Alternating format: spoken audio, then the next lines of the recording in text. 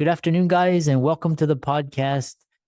If you are a solo practitioner, self employed, doctor, lawyer, dentist, accountant, and are struggling with brand strategy, brand awareness, I've got Trina Fisher here from Dallas, and she helps individuals in your shoes with brand strategy and especially how to market their websites. I'm really curious about websites versus social media these days, and I'm really happy to have her on the show to pick her brain. So Trina, welcome.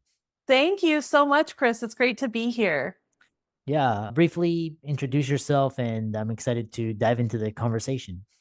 So I'm Trina Fisher, and I am one of the co-founders of LeftRightLabs. And we're an award-winning branding and web agency, and we help thought leaders reinvent their brand, their business, and their life online. Okay.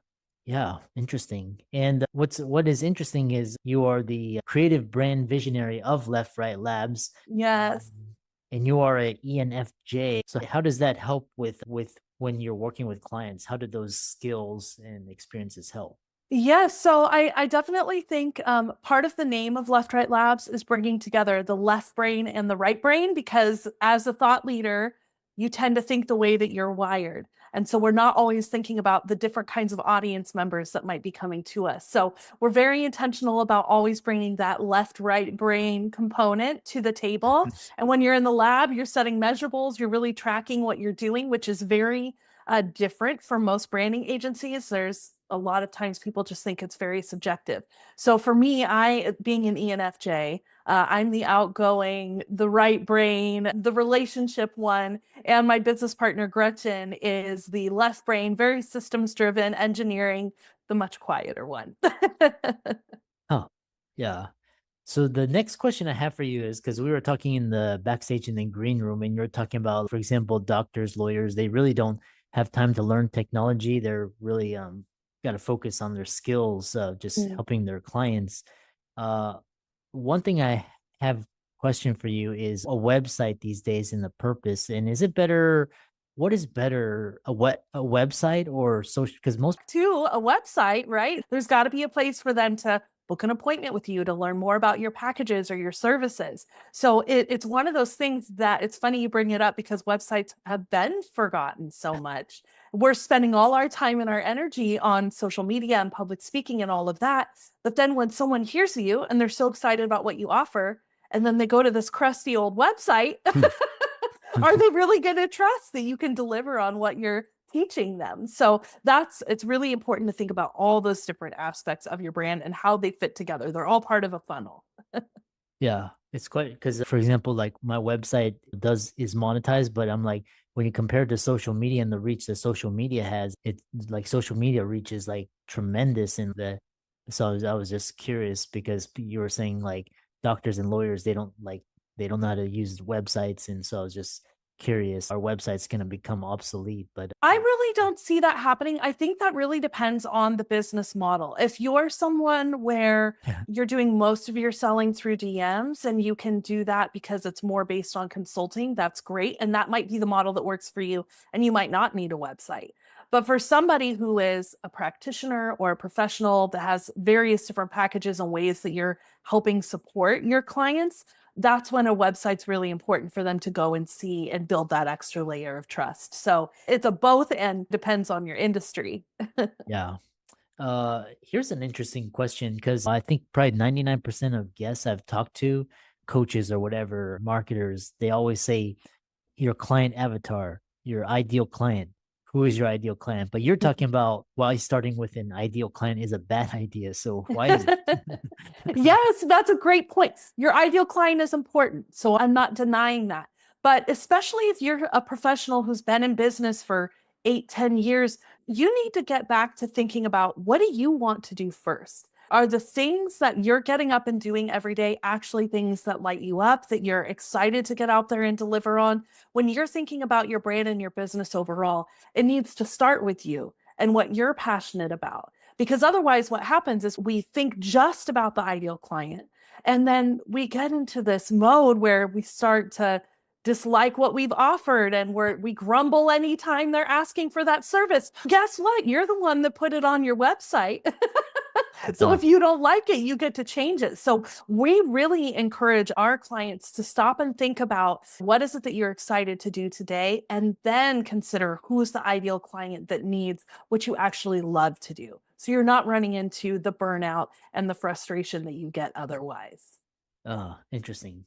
I just got off another podcast, and he was talking about, there was this question because like a personal brand it takes years, and sometimes you may not see a good ROI. But then, for example, if you start a business like that fulfills a need, but not based on a personal brand, you can get a ROI very quickly. So when should someone listening to this podcast think about like just starting a business, feeling a need? It may not be related to whatever, but they just need to, get that money versus a personal brand. How do you determine that? Yeah, I would definitely say if you're in a place where you are just looking to make fast income, then if you're wanting to do that with a personal brand, you better have immediate products, affiliate programs, things like that that you can help pitch and post about, especially if you can do that in a way where you're referring to a well established company and you're getting affiliate referrals through something like that. That's a great way to start to make immediate cash and to borrow the authority of an existing company. Yeah. But if you're wanting to build a personal brand for yourself and you're willing to put the time into it, that's really good, especially if you're in the professional space. Maybe you are a doctor or a lawyer or a financial advisor, even. People might tend to think about, oh, just the big company names around that, but you're the person who has all the knowledge and expertise.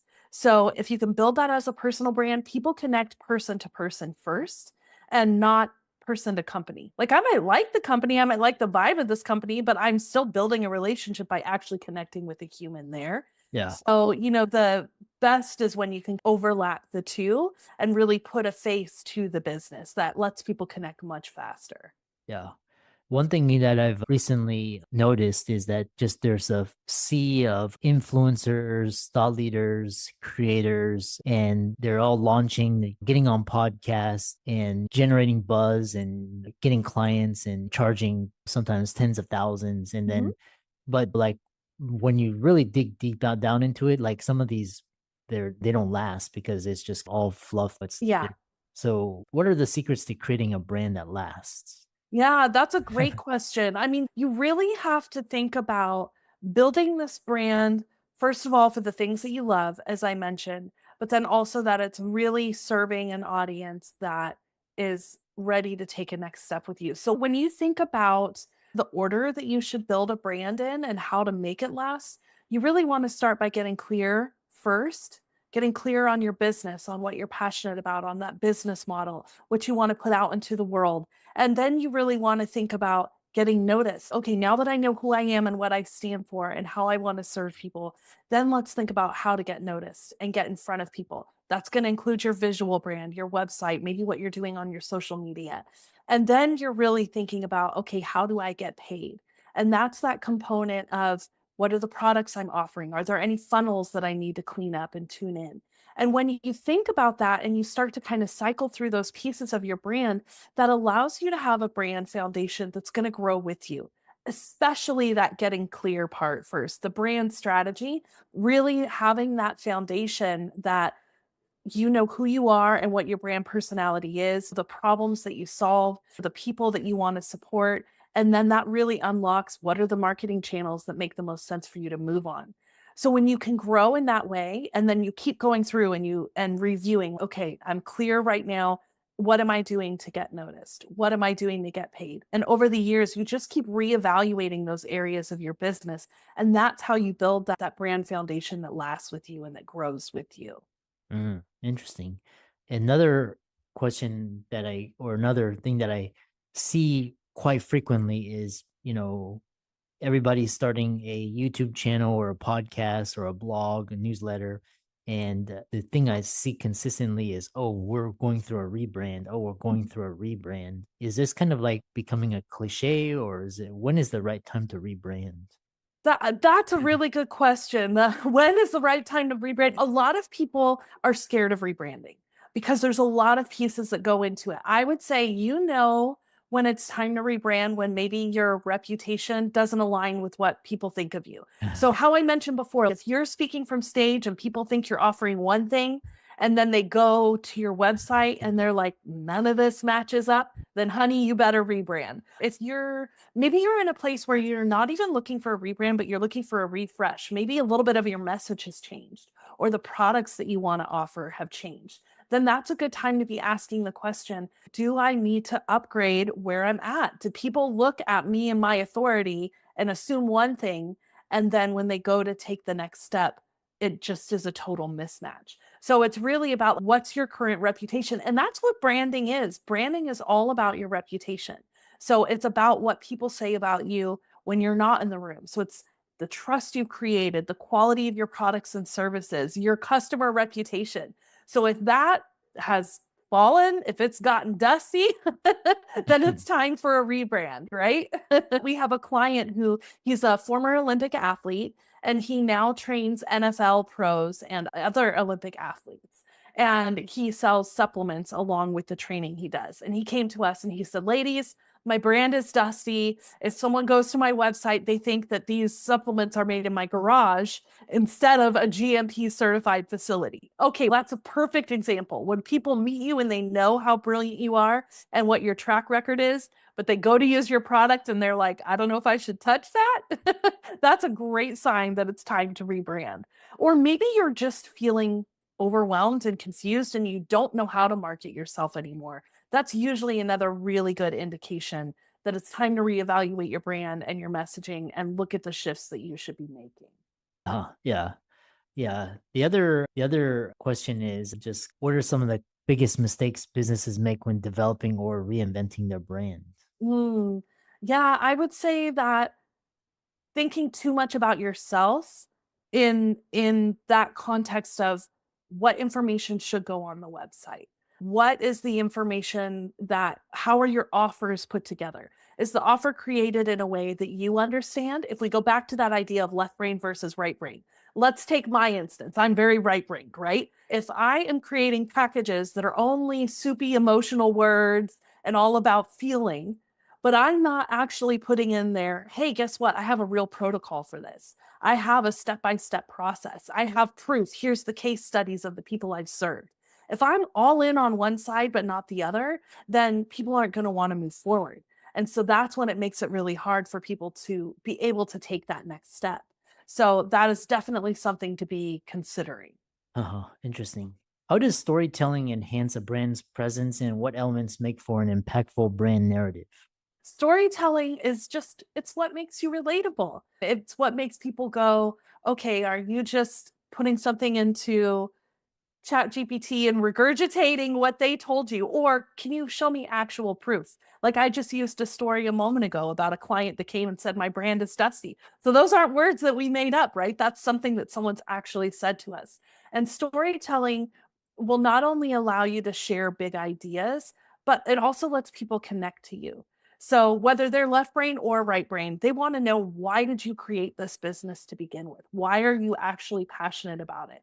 And that will go so much further in helping sell for you than anything else. And it's really that kind of human connection and being able to build that trust relatably. Oh, speak about AI and emerging tech trends. How is this technology evolving in terms of the brand space? What should businesses be focusing on for the future? Yeah, I think AI is one of those things that it can help you or hurt you. You just have to make sure you're using it the right way, right? So it's about leveraging AI. If you're really clear on your brand strategy, if you know who you are, what your brand personality is, how you want to show up, then the beautiful thing is you can take all that information and then feed that to whatever your favorite AI tools are. You have to train it on who you are and how you show up and what your brand voice is. So if you're using it in a way where it is just fresh out of the box and you haven't taught it anything about you, then it's actually going to really harm your brand. But if you're using it in a way where you're training it to speak like you, let's say you've written a book, download a PDF of your entire book and feed that to your AI. If you have a long history of writing blogs or research papers, Download those, feed that to AI. Think about the questions that your clients are asking you. All of that you can feed into your AI to really help it think like you and have your knowledge base, then it's going to help your business. But if you're just turning into something really generic and starting to sound the same as everyone else, if you're selling in DMs using AI bots and those types of things, just make sure that you're training it to be able to answer questions the way you would. Otherwise, your clients are going to feel like they're talking to a bot, and that's not what you want. Interesting. We have a couple remaining minutes. And so we talked about this idea of like website versus social media and talking about monetize versus building a personal brand. And how does branding differ from thought leaders and coaches and influencers versus traditional businesses? Yes, I think it's really in the voice of the brand. That's the biggest place to dial that in. If you are somebody who is more of a thought leader, a solopreneur, a speaker, that is all about you and your exact voice. If it is about a company brand, then it's really showing like how does your whole team show up for them? How does your whole ecosystem of your business have this real brand personality? How is it created to serve people in a bigger way? So it's about the nuance of identifying you as an individual or that your whole company stands for something powerful. And so it's going between those two and finding that balance for the audience that you serve. Hmm. How can people find out more about you and learn more about you? Absolutely. You can go to leftrightlabs.com, spelled just the way it sounds, leftrightlabs.com. You're welcome to book a call with me there if you want to get to know more. I'm happy to learn about you and your brand and where you're at. You can also follow us at Left Right Labs on Instagram, Facebook, LinkedIn. Take your pick. We're there. We love to connect. And we also put out a weekly show on YouTube where you can catch more of our brand insights and what's happening in real time. Excellent. Thanks so much for coming on, and it really add value to the audience. Yes, thank you, Chris. I appreciate it.